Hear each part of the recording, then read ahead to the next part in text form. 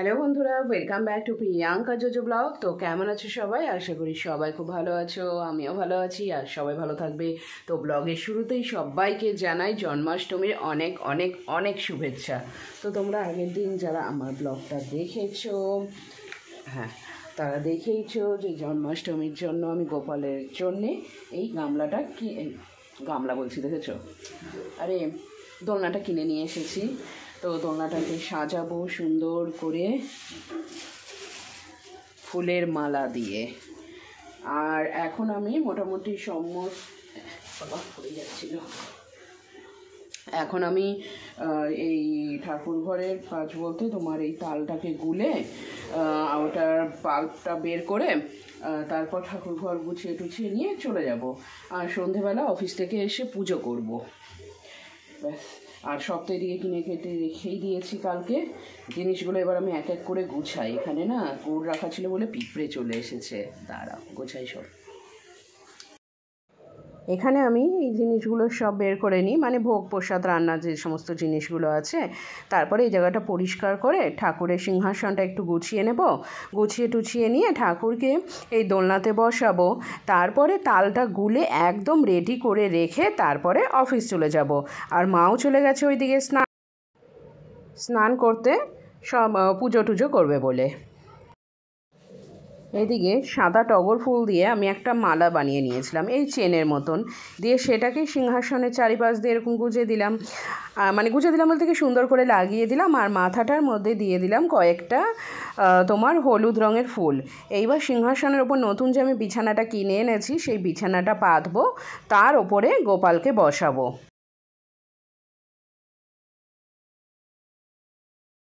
তারপর এইখানে আমি চলে আসলাম তাল গুলতে।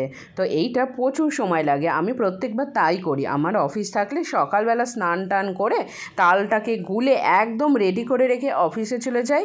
অফিস থেকে আস্তে আস্তে তালটা ধরো যা ওপরের একটু জল বেশে ওঠার, মানে তিতো জলটা যা হোক সেটুকু ওপরে উঠে যায়। আর সেইটুকু জল বাদ দিয়ে একদম সন্ধ্যেবেলা সুন্দর তালটা রেডি হয়ে যায় যখন আমি অফিস থেকে আসি।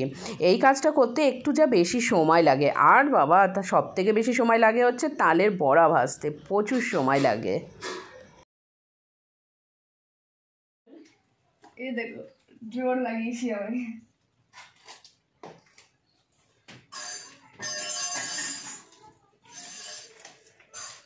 দাদা মাম্মি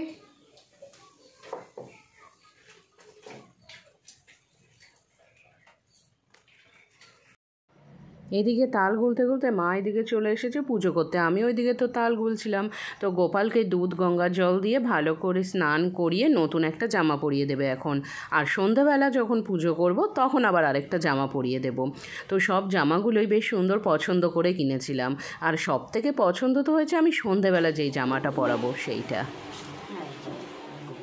সাজ হলো, সাজুগুজু করে বসবে। এটাকে না একটু সাইড দিয়ে কোথাও ঢাকা দিয়ে রাখো।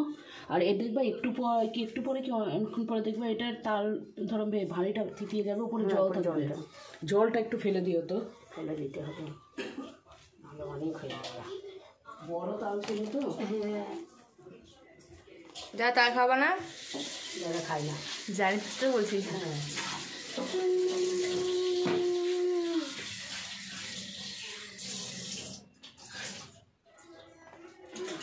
বসেছে, হ্যাঁ পুকুর দোলনায় বসেছে। একটু আগে আসলাম অফিস থেকে, এখন 6:30 মতন বেজে গেছে। আমার অফিস থেকে বেরিয়েছি 6টাতে, কিন্তু বেরিয়ে আমার মিষ্টির দোকান, তারপরে দুধ, এগুলো সব কিনতে কিনতে সময় চলে গেল অনেকটা। আর আমাদের তো নিরামিষ ফ্রিজ না, তাই দুধ আগে কিনে রাখতে পারিনি। এবার আমি মিষ্টির দোকানে বলে এসেছিলাম দুধের জন্যে, তো ও দুধ রাখতেই ভুলে গেছে।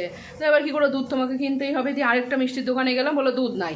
ও আমাকে বললো যে পাশের একটা দোকানে যেতে। পাশের দোকানে গেলাম, একটা মুদিখানা যেরকম স্টোরগুলো হয় না, কমপ্লিট স্টোরগুলো এখন যেরকম টাইপের, সেখানে বললো দুধ আছে।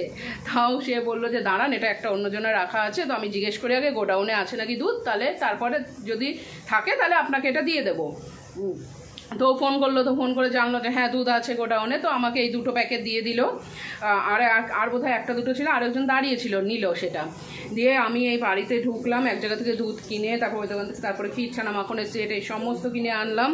আর এখানটায় দেখো আমি এখন ঠাকুর ঘরে গুছাতে বসেছি, তালের বড়াটা হবে শেষে। আর মা এই দিকে পাঁচ তরকারি বলছি, পাঁচ ভাজাটা শুরু করে।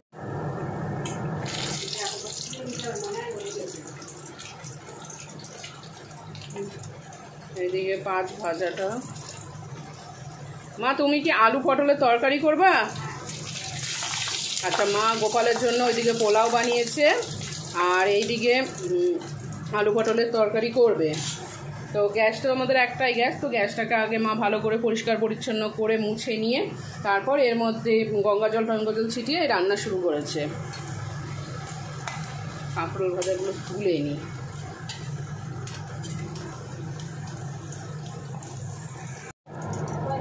কাঁকরোল ভাজা, এখানে কাঁকরোল, বেগুন, পটল এটা কমপ্লিট। এইবার এখানটায় আমি কুমড়ো ভাজাটা দিয়ে দিলাম। মা তোমার কি সময় লাগবে একটু? তাহলে দিয়ে আসো, আমি ততক্ষণ ভাজাটা করি, তারপরে এসে আমি ওই তালগুলো গুলি। এখন ঢাকা দিয়ে রাখি।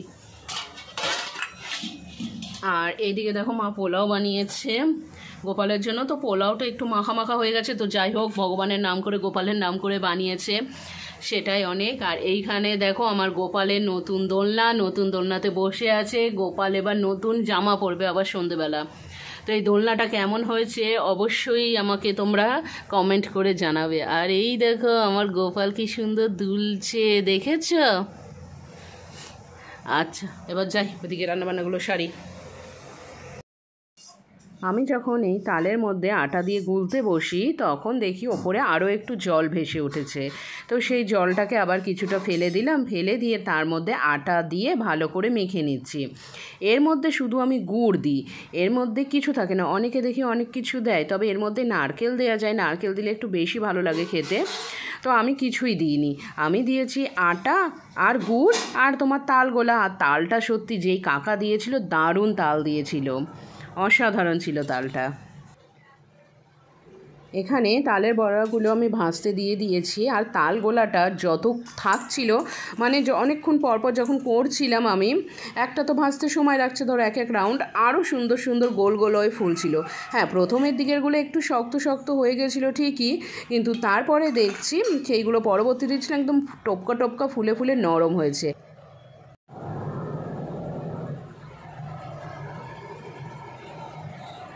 গঙ্গা জল একটু ছিটিয়ে নে। আমি তো আবার ভাবছি কতগুলো পুজোটা হবে, কতগুলো খাবো আমি। কত ছিটা গোপালকে আরো সামনে দিলে অসুবিধা হবে না? না না, আমি সাজাবে পরিষ্কার করবো তো।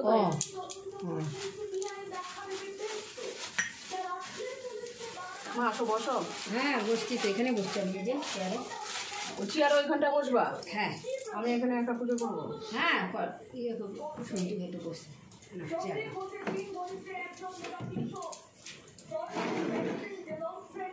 ভাই দোলনাটা কেমন হয়েছে? সুন্দর লাগছে। কোথা থেকে আনলি? আসেন বাবা।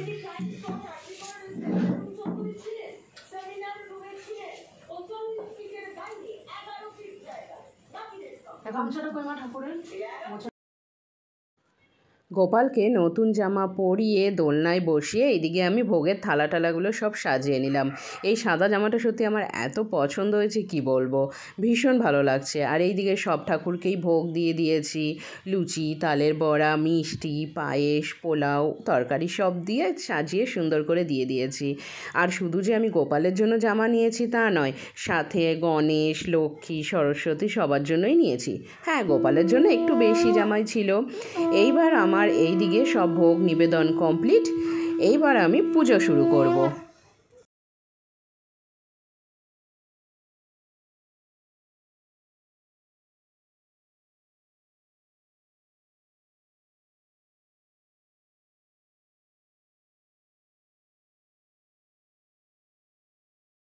উপস্থিত হইল, দুই কুলে বহিছে বান বসুদেব ভাবে, কেমনে হইয়া পারব কুলে যাইবে, হাই করিব বলি কাঁদিতে লাগিল, অন্তর্যামী নারায়ণ অন্তরে জানিল, দেখিতে কৃষ্ণ করুণা সিন্ধু দীন বন্ধু জগৎপতে গোপেশ গোপিকা কান্ত রাধাকান্ত নমস্তে।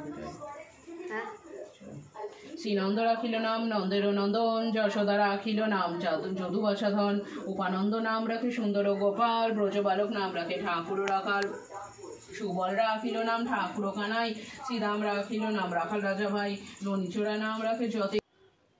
এদিকে আমার পুজো টুজো কমপ্লিট। মা এদিকে ভোগের থালাগুলো সব নামিয়ে নিচ্ছে। নামিয়ে নিয়ে এবার আমাকেও প্রসাদ দেবে, সবাইকে প্রসাদ দেবে। তারপরে আবার তালের বড়া ভাজা হবে, তারপরে সবার বাড়িতে প্রসাদ, তারপরে আমাকে আবার পরের দিন অফিসে নিয়ে যেতে হবে, তাই সেগুলো সব একদম রেডি করতে হবে। তো এই দিকে প্রসাদের থালাগুলো রেডি করে নিই। তো আজকের ব্লগটা এখানেই শেষ করছি। সবাই খুব ভালো থেকো, সুস্থ থেকো। আজকের মতন টাটা।